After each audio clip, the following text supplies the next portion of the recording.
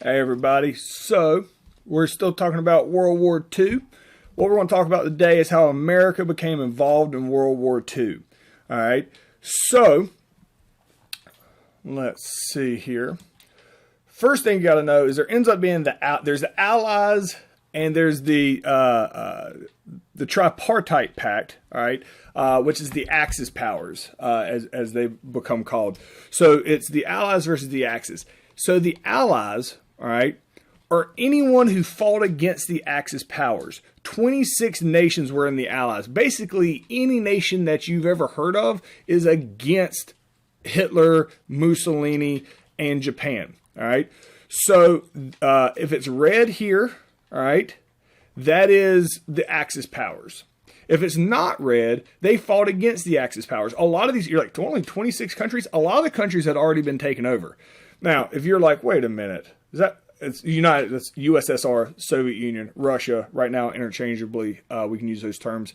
You're like, so when did they start fighting Germany? Haven't got there yet, but it ends up being a big thing, and we'll talk about it in detail. So it's like everybody against these countries, and they're losing, and America's staying out of it. All right, until this is what we're going to talk about today.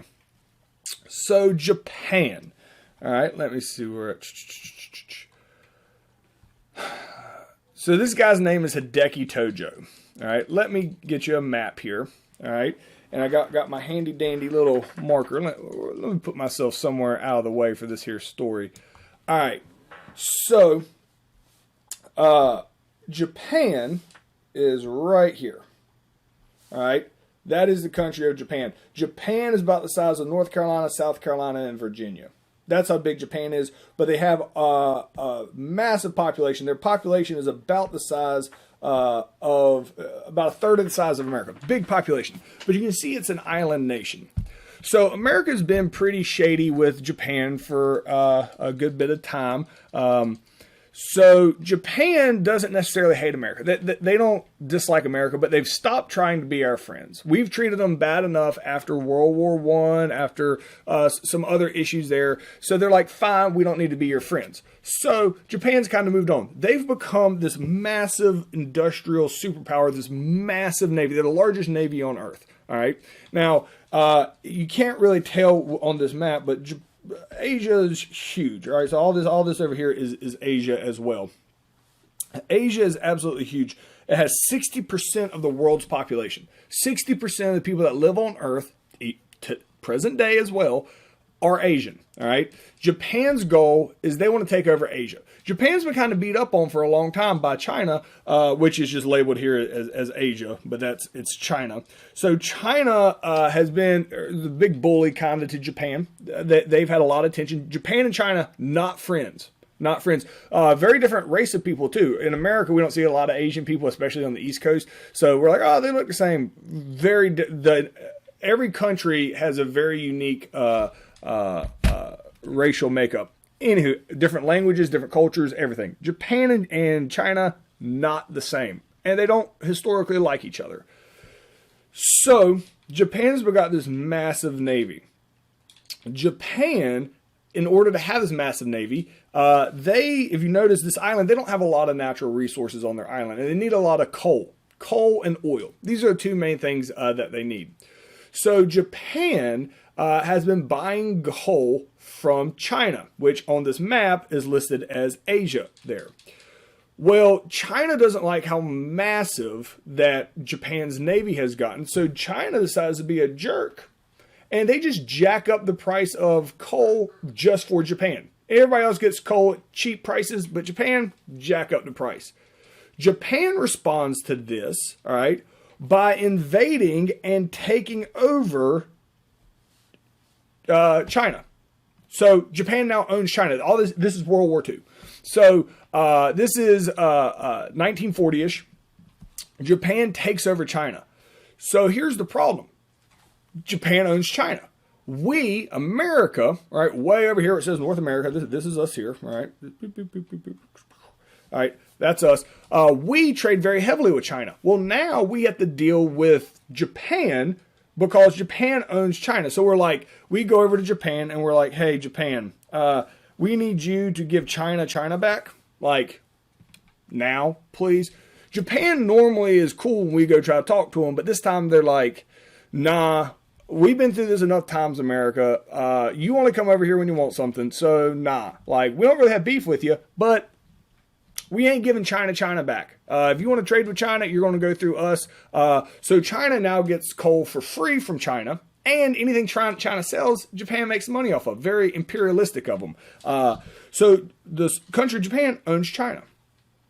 Since we don't like this, all right, we are going to punish Japan until they give China back. Here's where it gets interesting. So not only does China need a whole bunch of coal for their navy, they also need a whole bunch of oil. Guess who they buy all their oil from at the time? America, all right? And we say, you don't get no oil until you give China back.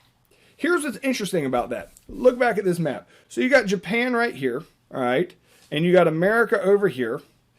All right. However, the reason that we have oil to sell is there's this country over here in Asia called the Philippines that America got after the Spanish-American War around 1900. The Philippines is extremely oil rich, and America owns that. The Filipino people hate the fact that we own it, and they fight against us all the time, but we own it. We take the Filipino oil, and we sell it to Japan. Since Japan has taken over China here, all right, we tell Japan, you don't get any more oil until you give China back. Japan's like, interesting. So here's what Japan's thinking. They're like, all right, not only are we cool with owning China, you know how we could like completely cut out the middleman here and like eliminate having to depend on America for oil? Is if we just took over the Philippines ourselves. Like, it's an Asian country anyway. We're going to take it over eventually. If we just take over the Philippines, we have the Philippines and we have China, we have everything that we want. All right. However, since America owns the Philippines, Japan knows that if they invade the Philippines, then we're going to come over and we're going to fight them. We have the second biggest navy on earth at the time. All right. So Japan has to figure out a way in which they are going to prevent America from stopping them from taking over the Philippines. All right. So I need to clarify here. At no point is Japan planning on taking over America. That is not their plan in any way, shape, or form. I also need to explain to you about the government in Japan. All right. So Japan has an emperor, all right? A guy who's like in charge his entire life. It's kind of like a dictator. It's more like the Pope almost, where it's a religious leader. What he says goes. He has a whole government that runs stuff, but like when the emperor comes out and he doesn't come out and talk real often, like what he says goes. Typically how the emperor wants to run the country is how the country is run. The emperor at the time when all this is taking place is a guy named Emperor Hirohito. Emperor Hirohito is 16 years old. He wasn't expected to become emperor that fast. Somebody died. So Emperor Hirohito is in charge. Emperor Hirohito at 16 years old doesn't really know how to run the country. So he basically allows a lot of the government officials to run the country for him until he's old enough to do it. All right. So the head of the military in Japan is a guy named Hideki Tojo. Hideki Tojo is basically like right-hand man, I guess, even though he's much older, with Emperor Hirohito. So Hideki Tojo convinces Hirohito that the best thing to do is just build up the military huge and do all this other stuff. So while Emperor Hirohito is technically in charge, he really has no say-so here. He just listens to whatever Emperor Hirohito listens to whatever Hideki Tojo tells him to do, and he just goes with it. So he doesn't stand in his way. So Hideki Tojo, he's the head of the military, but all these decisions are really made by the military, by Hideki Tojo. So that's why we kind of treat him like the dictator at the time. Because whatever I keep saying it wrong. Whatever Hideki Tojo wants to do is what happens. All right. And so this is Hideki Tojo's idea. So we're not going to talk about Emperor Hirohito, all right, at the time. Emperor Hirohito grows up during World War II. All right, so we will reference him again at the very end of World War II because he plays a huge role at the very end of World War II. But until then, just know Hideki Tojo, the head of the military, is making all the decisions for Japan. So leading up to it, that's how we talk about this, that we treat him as the guy that's making the decisions. So here's the decision that's getting ready to get made. Hideki Tojo says, we need to take over the Philippines. Again, Philippines are right here. All right. If we do that, America's going to attack us. They have a big navy. All right. We're kind of concerned about their navy. We think we can still take them, but we are a little concerned about it. America's navy at the time, half of it, all right, is stationed here in Hawaii. Here is Japan's logic. They're like, hey, America really wants to stay out of this war. All right. If we sneak attack them and take out their navy at Hawaii, just sneak attack, boom, take out their navy. They already want to stay out of the war. If we take out all their fighting equipment, they're really going to want to stay out of the war. And then we can just march right on over here, over to the Philippines, and we can take it over. And we own Asia. We have all the coal. We have all the oil. And America's going to leave us alone. Hooray. That is Japan's logic. This, again, it goes back to nationalism, the belief that you're special and you completely underestimate other people. If we're attacked, which we are, is our response going to be like, oh, no, don't hit us again? No. It's going to be, it's go time. And it actually brings us into the war, which is exactly what happens. So Japan does exactly what they're planning on doing, thinking it's going to keep us out of the war, all right? When in actuality, all it does is really ticks us off and gets us involved in the war. All right. So Japan decides to attack Pearl Harbor. Japan decides to attack Pearl Harbor so that we will leave them alone and they can just take over Asia without our influence. All right. So we should know that they're thinking of something, because when we cut off all oil to them from the Philippines, wanting them to give China back, they just cut off communication with us.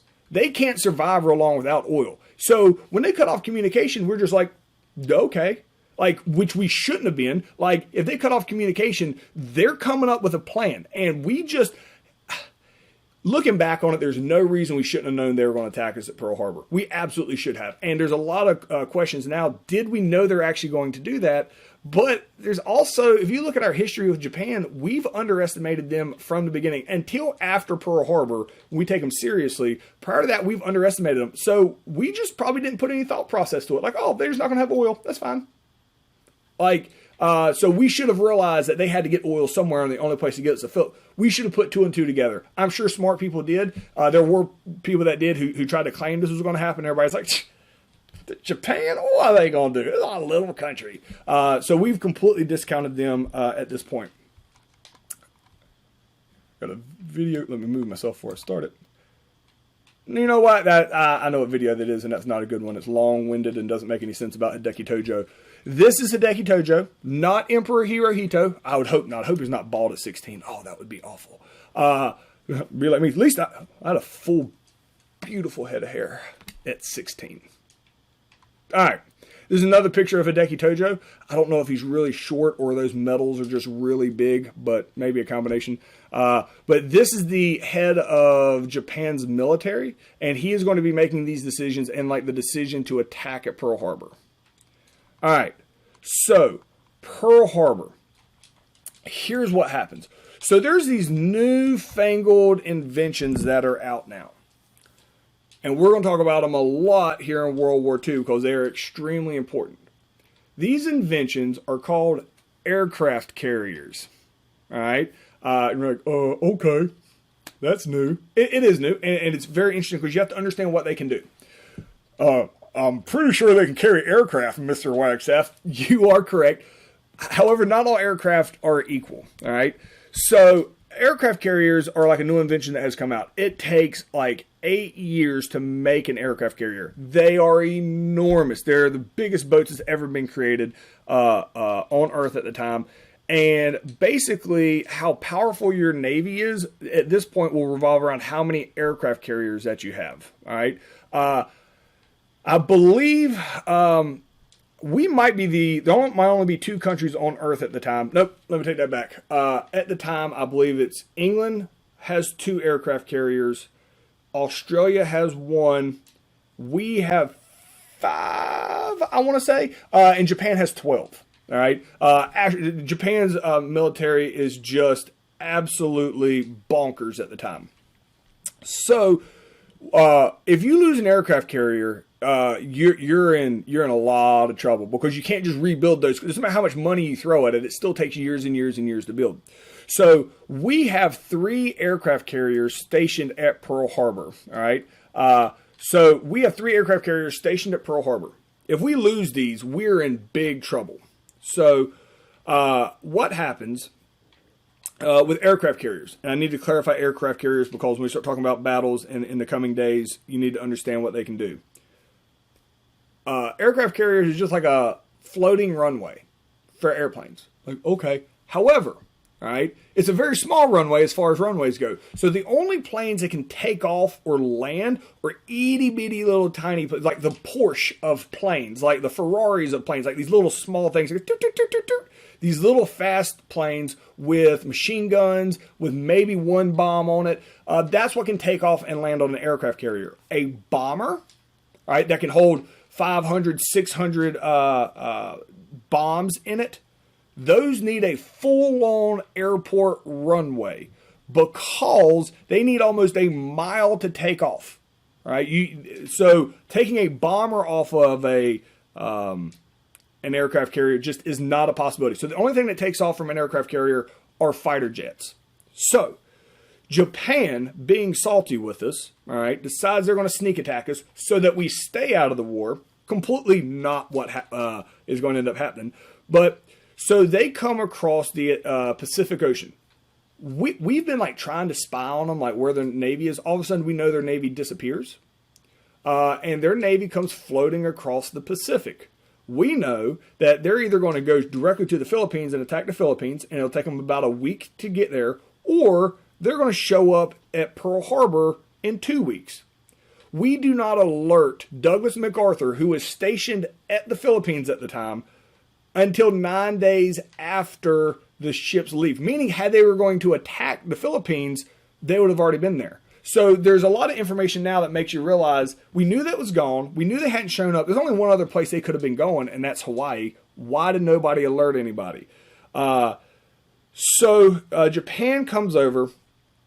And on December 7th, 1941, they bring the aircraft carriers. They're going to take off all these little fighter jets that can hold like 1 little bomb on it. And it's like a whole beehive. This is basically what an aircraft carrier is, like a floating beehive of fighter jets. So they're going to take off these hundreds of planes off of the aircraft carriers. They're going to do it in 3 waves. The first wave, and they're going to do this early on a Sunday morning in December 7th, 1941. It's a massive, very important day in American history. They take the planes off the aircraft carrier. All right. The first waves is designed to take out any airport that we currently have. They don't attack ships there first. They want to make sure all the defenses at Pearl Harbor, which is a city in Hawaii, it's a military base.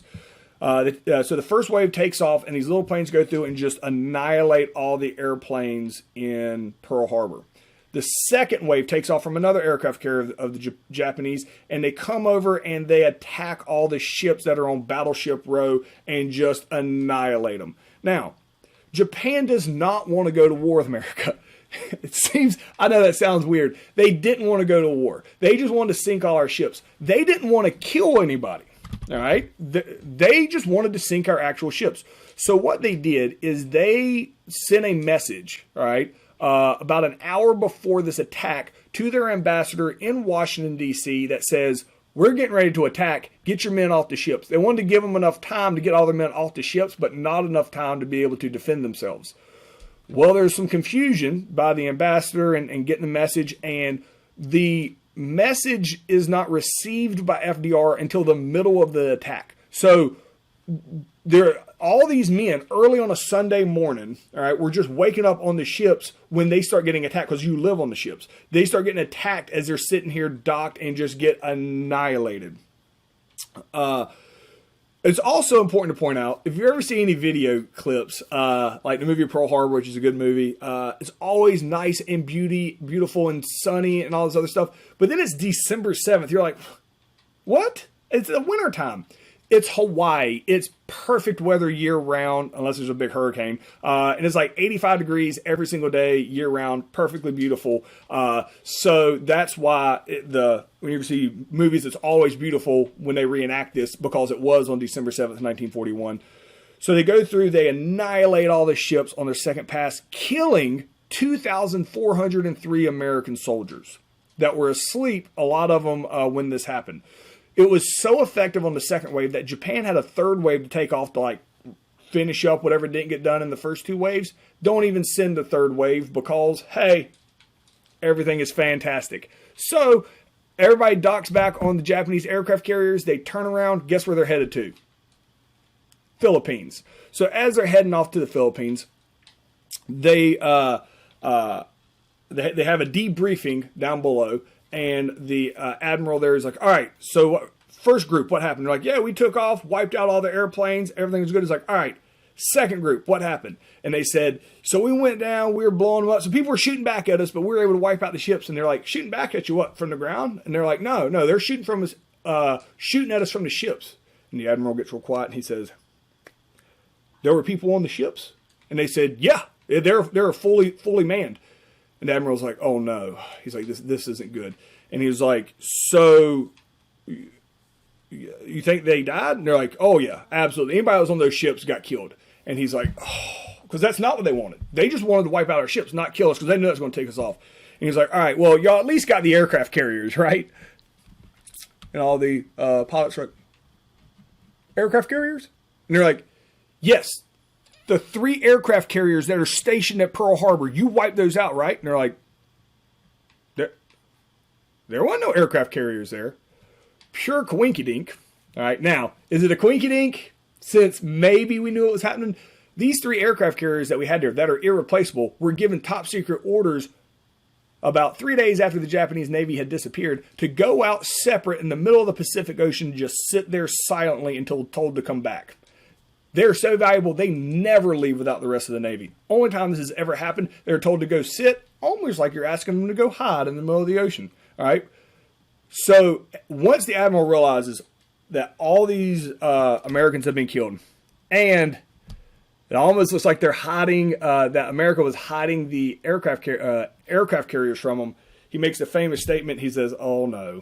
I think all we just did was awaken a sleeping giant. All right, so Japan is heading to Pearl Harbor, but after Pearl Harbor and this hack, the American people are ticked. All right, very famously, FDR comes out and he says, today, December 7th, 1941, is a day that we were deliberately and intentionally impacted or attacked by the Empire of Japan, and we turn around and everybody's ready to fight. We immediately turn around and declare war on Germany. That's right. We want to go to war? We declare war on Germany. FDR had told Winston Churchill he was going to do everything he can to make war happen. Once everybody's go time for war, go deal with Germany. Now, we also declare war on Japan at the same time, but Japan, are they trying to take us over? No. They're going to sit there and wait and do their own thing over there in Asia. We'll deal with them when we get there. England is about to collapse, and they need our help now. So as soon as Pearl Harbor happens, we're going to turn all of our focus on securing England first and fighting Hitler first, and then Japan's going to have to be our secondary thing that we deal with. December 7th dawned bright and sunny over the American naval base at Pearl Harbor, Hawaii. But shortly before 8 a.m., terror struck from the sky.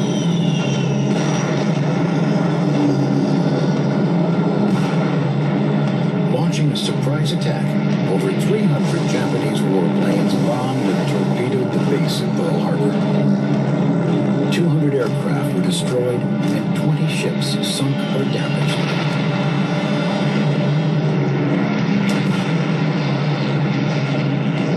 By the time it was over, 2,400 Americans were dead, over 1,100 wounded, and the entire Pacific Fleet crippled. December 7th, 1941, a date which will live in infamy. The United States of America was suddenly and deliberately attacked by naval and air forces of the Empire of Japan. Japan has therefore undertaken a surprise offensive extending throughout the Pacific area. The facts of yesterday and today speak for themselves. The raid on Pearl Harbor caused more damage to the U.S. Navy in personnel and equipment than all the losses suffered during the entire First World War. 3 days later, Germany and Italy supported Japan by declaring war on the United States. And then it's go time.